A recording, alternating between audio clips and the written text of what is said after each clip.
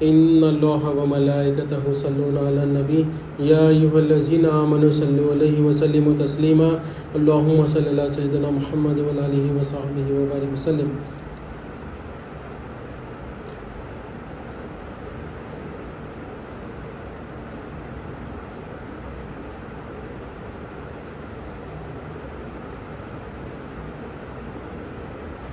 اللہم صلی اللہ سیدنا محمد وعلی آلہ وصحبہ وبارک وسلم۔ اللہم صلی اللہ سیدنا محمد وعلی آلہ وصحبہ وبارک وسلم۔ آج ہم سمجھتے ہیں کہ دین کے معنی کیا ہے، وہ سمجھیں گے اور اس کو جو ہے حدیث جبرائیل سے اس کو سمجھنے کی کوشش کرتے ہیں۔ تو دین کے معنی یہ بتاتے ہیں کہ دین جو ہے، ہم سمجھ رہے ہیں کہ دین بولے تو اسلام ہے، دین بولے تو نماز ہے، دین بولے تو روزہ ہے، دین بولے تو حج کرنا ہے، سمجھ رہے خالی یہی بول دین سمجھ رہے ہیں۔ مطلب دین کس کو بھی پوچھے آپ دین کیا ہے بولے تو اسلام ہے بول رہے ہیں۔ اس کی ایک مثال اللہ والے دیتے ہیں کہ مطلب آپ کا گھر کہاں ہے تو پیپل کے پیڑ کے سامنے ہے بولتے، تو پیپل کا پیڑ کہاں ہے تو میرے گھر کے سامنے ہے، دونوں کہاں ہیں آمنے سامنے ہیں، مطلب نہ گھر کا پتہ چلا نہ پیپل کے پیڑ کا پتہ چلا۔ تو اسی طرح مطلب نہ دین کا پتہ چل رہا نہ اسلام کا پتہ چل رہا۔ اس میں اسلام دین کا ایک حصہ ہے، مکمل دین نہیں ہے۔ اسلام کے ارکان ہیں وہ الگ ہے، مگر دین میں شامل ہے اسلام، مکمل دین نہیں ہے۔ تو آج جو ہے ہم دین کو سمجھیں گے اور اس حدیث جبرائیل سے اس کو ثابت کریں گے۔ تو دین کے معنی ہیں، دین کے معنی جو آتے ہیں، دین کے معنی ہے جزا اور بدلہ، یعنی اللہ تعالیٰ کہاں سے لیا گیا ہے، یہ مالک یوم الدین سے لیا گیا ہے۔ یعنی مالک یوم الدین مطلب اللہ ہی مالک یوم الدین، تو آخرت کے دن کے مالک اللہ تعالیٰ ہے۔ تو اسی پر مطلب حکم تو اللہ تعالیٰ کا چلے گا، تو حاکم کے حکم پر ہی جزا اور بدلہ ہوگی۔ تو اور اصل میں دین کا مطلب کیا ہے، منشاء حق، یعنی اللہ تعالیٰ کی مرضی یا مرضیات الہیہ بھی اس کو بولتے ہیں، اللہ تعالیٰ کا قانون بھی اس کو بولتے ہیں۔ تو دین کے مطلب ہے جزا اور بدلہ، یعنی جزا بھی کہ دین ایمان کے اوپر ہی جزا ہوگی اور ایمان کے اوپر ہی سزا ملے گی۔ جس کے پاس ایمان ہوگا اسے جزا ملے گی، جس کے پاس رائے برابر بھی ایمان نہیں ہوگا اس کو سزا ملے گی۔ تو جزا اور سزا دین کے معنی، اصل میں دین کیا ہے، منشاء حق، یعنی اللہ کی مرضی، مرضیات الہیہ یعنی قانون الہیہ، یہ ہو گیا۔ پھر جزا اور بدلہ کس پہ ہوتا ہے، جیسے کہ جزا اور بدلہ کس پہ ہوتا ہے، حاکم کے حکم پہ ہوتا ہے، یعنی اللہ تعالیٰ کا حکم چلے گا اور اللہ تعالیٰ کا حکم چلتا ہے اور حاکم کے حکم پر ہی جزا اور بدلہ کا فیصلہ ہوتا ہے۔ تو آج ہم سمجھتے ہیں کہ دین کے معنی کیا ہے، حدیث جبرائیل سے اس کو سمجھتے ہیں۔ تو حدیث جبرائیل بخاری شریف میں بھی سے بھی ثابت ہے۔ تو حدیث جبرائیل کیا ہے، ام الحدیث کہا جاتا ہے حدیث جبرائیل کو، یعنی جتنے بھی حدیثیں ہیں حدیثوں کی جڑ حدیث جبرائیل ہے۔ ان حدیث جبرائیل کا مقام وہ مقام ہے جو سارے سوروں میں سورہ فاتحہ کا جو مقام ہے وہ مقام سارے حدیثوں میں حدیث جبرائیل کا ہے۔ تو سورہ فاتحہ کو کیا کرتے ہیں، ام القرآن کہا کرتے ہیں، یعنی قرآن کی ماں کہا کرتے ہیں۔ قرآن کی جڑ سورہ فاتحہ ہے، پورا خیال سورہ فاتحہ کو ہی ایکسپلین کر رہا ہے۔ تو اسی طرح پورے جو حدیث ہے، حدیث کی جڑ حدیث جبرائیل ہے۔ تو آج ہم جو ہے اس کو دین کو حدیث جبرائیل سے سمجھنے کی کوشش کرتے ہیں۔ تو حدیث جبرائیل کیا ہے، یہ جو حدیث ہے یہ حدیث کو حضرت عمر فاروق رضی اللہ تعالیٰ عنہ روایت کرتے ہیں کہ آپ فرماتے ہیں کہ ایک بار ہم نبی کریم صلی اللہ علیہ وسلم کے بارگاہ میں حاضر ہوئے تھے، تو اچانک ایک شخص آیا۔ مطلب یہ حدیث شروع ہوتی سرپرائز سے، مطلب سرپرائز ہو گئے، مطلب جیسا ایک شخص آتے کہ یہ کون تو بھی شخص ہے بول کے پورے صحابہ جو ہے پریشان ہو گئے، سرپرائز ہو گئے۔ اچانک سے آ گیا کوئی شخص، مطلب اپن جیسا بیٹھے ہوئے ہیں، کوئی یہاں سے اچانک آ گئے تو اپن کیسا ایک دم شوق ہو جاتے، سرپرائز ہو جاتے۔ اسی سے جو ہے یہ حدیث شروع ہو رہی۔ تو اچانک ایک شخص آیا، آ کے جو ہے اب اس کا حلیہ بیان کرتے۔ وہ آیا، آنے کے بعد اس کا حلیہ کیسا تھا، سفید لباس تھا، کالے گھنے بال تھے، سفید لباس تھا، اور مدینہ کا رہنے والا بھی نہیں تھا اور سفر کے آثار بھی اس نمایاں نہیں تھے. یعنی اب پہلے کیسا رہتا تھا, ڈیزرٹ میں رہتے تھے نا, تو جب بھی ڈیزرٹ میں ٹریول کر کے آتے تھے تو پورے کپڑوں کے اوپر میٹھی دھول وہی لگتی تھی. تو سفید لباس تھا, مطلب ایک سفر کا کوئی نشان تھا, نہ کوئی مٹی کا نشان تھا, نہ کچھ تھا, مطلب سفید لباس تھا. تو کیا 4 نشانیاں کیا بتائے؟ کالے گھنے بال تھے, سفید لباس تھا, سفر کے آثار بھی نمایاں نہیں تھے, یعنی اتنا میلا بھی نہیں تھا کپڑا, اور مدینہ شریف کے رہنے والے بھی نہیں تھے. یعنی مطلب مدینہ شریف کے رہنے والے مطلب سب کو ایک دوسرے محلے میں رہے تو جانتے نہ بھی کہ یہاں یہ گھر کے, یہ فیملی کے, تو مدینہ کے رہنے والے بھی نہیں تھے انہوں. تو ایک شخص آ گئے اندر.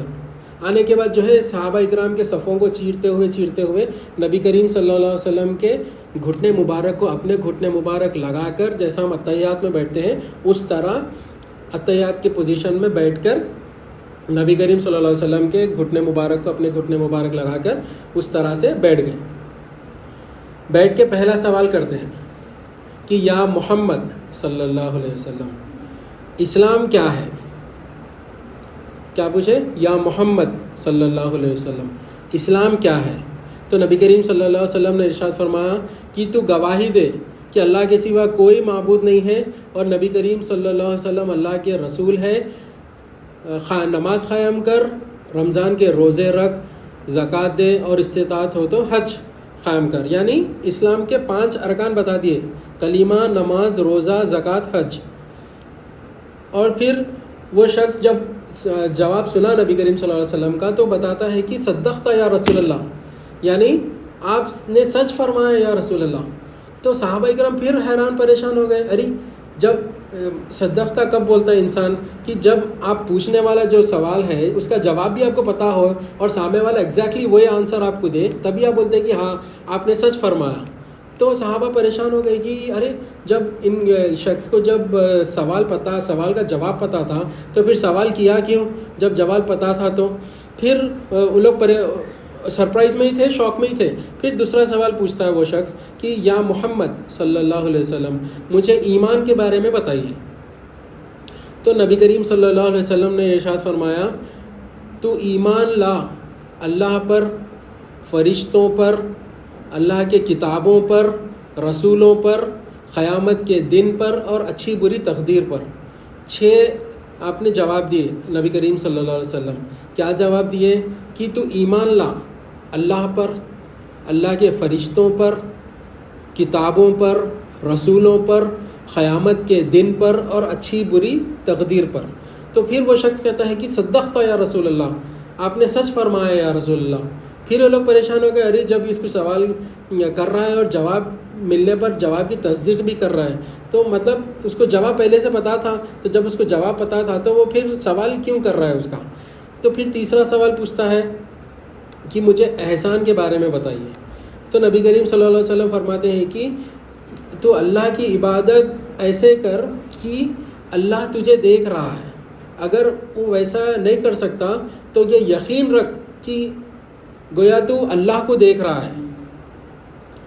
تو پھر اس کے بعد وہ شخص پھر اس کے بعد پوچھتا ہے کہ جو ہے یا رسول اللہ صلی اللہ علیہ وسلم, قیامت کب آئے گی, قیامت کب ہوگی؟ تو نبی کریم صلی اللہ علیہ وسلم خاموشی اختیار کرتے ہیں اور بولتے ہیں کہ اس سوال کی ضرورت یہاں پر نہیں ہے. مطلب سوال کرنے والا نبی کریم صلی اللہ علیہ وسلم ارشاد فرماتے ہیں کہ سوال کرنے والا اور جواب دینے والا دونوں برابر ہے. اس کا مطلب یہ ہے کہ یہ سوال کی اجازت اللہ تعالیٰ نہیں دیتے, یہ سوال کی ضرورت یہاں پر نہیں ہے. یعنی آپ کو جتنا معلوم میرے کو بھی اتنا ہی معلوم ہے. تو یہ سوال کرنے والا اور جواب دینے والا برابر ہے, مطلب اللہ یہ سوال کی یہاں پر ضرورت نہیں ہے. پھر اس کے بعد وہ شخص پوچھتا ہے کہ یا رسول اللہ صلی اللہ علیہ وسلم, قیامت کے کچھ نشانیاں ہی بتا دیجئے. تو نبی کریم صلی اللہ علیہ وسلم فرماتے ہیں کہ باندی یا لونڈی اپنے ملکہ کو جنم دے گی, اور دوسرے روایتوں میں آتا ہے کہ باندی یا لونڈی اپنے آقا کو جنم دے گی, یعنی اولاد نافرمان ہوگی. اس کی تفسیر میں ہے, مطلب اولاد نافرمان ہوگی, یہ پہلی نشانی. اور دوسری نشانی کیا بتا نبی کریم صلی اللہ علیہ وسلم کی مفلس چرواہے ننگے پیر ننگے بدن اونچی اونچی عمارتیں بنا کر ایک دوسرے پر فخر کریں گے. یہ جو ہے نبی کریم صلی اللہ علیہ وسلم نے دوسری نشانی بتائی قیامت کی. تو پھر وہ جو ہے شخص اٹھ کے چلا گیا. تو نبی کریم صلی اللہ علیہ وسلم صبح صحابہ پریشان تھے اور سب سے زیادہ پریشان تو حضرت عمر فاروق رضی اللہ تعالیٰ عنہ تھے. تو پوچھے نبی کریم صلی اللہ علیہ وسلم کہ اے عمر رضی اللہ تعالیٰ عنہ کہ آپ جانتے ہو کہ یہ شخص کون تھے؟ تو نبی کریم تو حضرت عمر فاروق رضی اللہ تعالیٰ عنہ فرماتے ہیں کہ یا رسول اللہ صلی اللہ علیہ وسلم اللہ اور اس کے رسول بہتر جانے. تو یہ حضرت جبرائیل علیہ السلام تھے. یہ قوم کو اپنا دین سکھانے کے لیے آئے تھے.